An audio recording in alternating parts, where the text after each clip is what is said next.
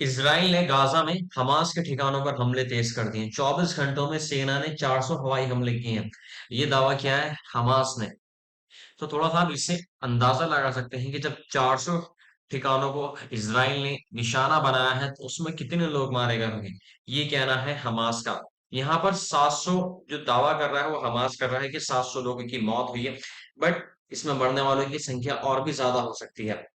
जिसमें हमास के कई कमांडर और दर्जनों लड़ाके भी मारे गए। हमास का दावा है कि एक दिन में हमलों में 700 से ज्यादा फिलिस्तीनियों की मौत हुई है।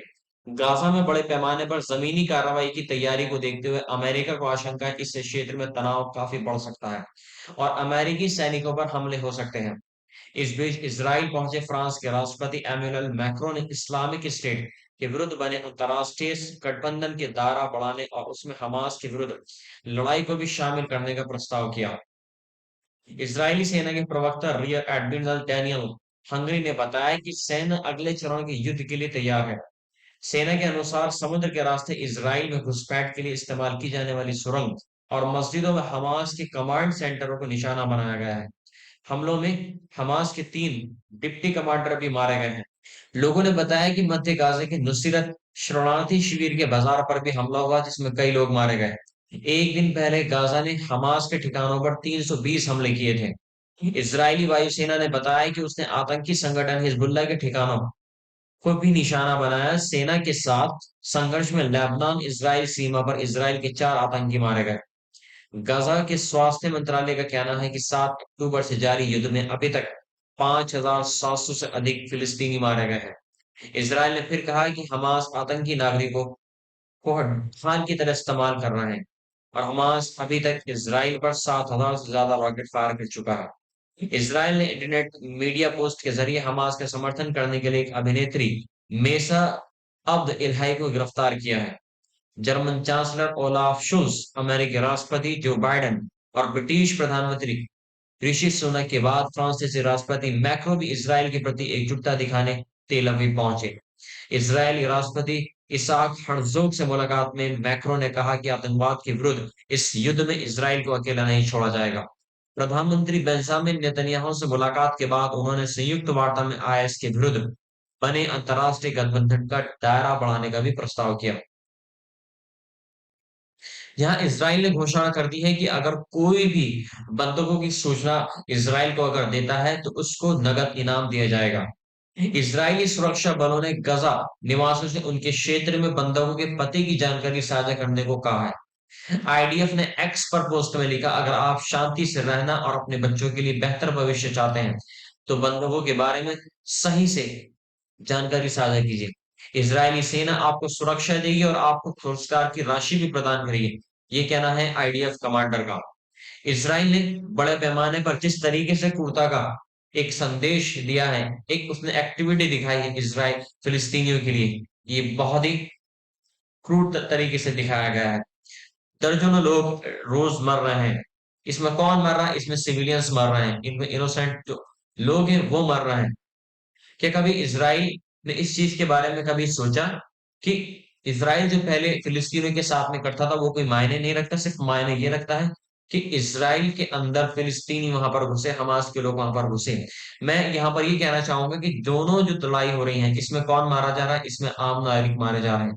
ना हमास को इसमें कुछ नुकसान हो रहा है, ना ही इसराइल को नुकसान हो रहा है।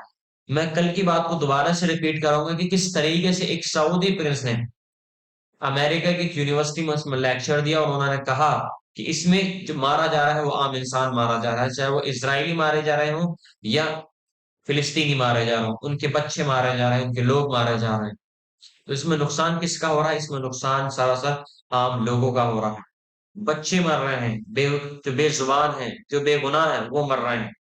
यहाँ पर जिस तरीके से हमास ने इसराइल पर अटैक किया वो गैर कानूनी था और आतंकवाद की बिल्कुल उस आतंकवादी उसमें बिल्कुल समर्थन करते हैं। बट यहाँ पर मैं और ना ही कोई भी वर्ल्ड का नेशन इस चीज के लिए समर्थन नहीं करेगा कि जिस तरीके से हमास ने इसराइल पर अटैक किया वो बहुत ही क्रूर तरीके से किया।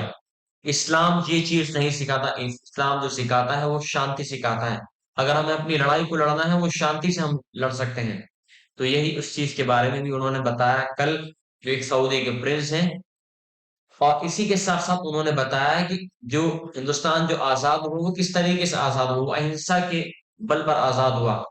गांधी जी ने अहिंसा को अख्तियार किया। गांधी जी ने अहिंसा के जो एक रास्ता था, उन्होंने उसको फॉलो किया। उन्होंने एक शांति का संदेश दिया कि हम शांति से इस रास्ते को हल कर सकते हैं, और वही हुआ। और देखिए आज हमारा जो हिंदुस्तान है वो आजाद है। तो यहाँ पर जो सरासर जो नुकसान हो रहा है वो दोनों साइड से आम पब्लिक का हो रहा है, बेगुनाह लोग मारे जा रहे हैं, और वो जो उसमें फायदा उठा रहे हैं वो मीडिया उठा रही है। वो कहीं की भी मीडिया हो वही उठा रही है।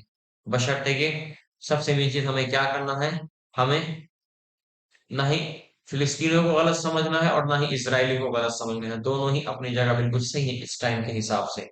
गलत है तो जो हमास है इस टाइम पे वो गलत है कि किस तरीके से उसने इज़राइल में जाकर अटैक किया। नहीं तो अमन परस्त के साथ में जो फिलिस्तीनी है गज़ा के अंदर बहुत सुकून के साथ में रह रहे थे। इक्का-दुक्का वहाँ पे छुट-पुट घटनाएँ हो रही थी, जो भी हो रही थी।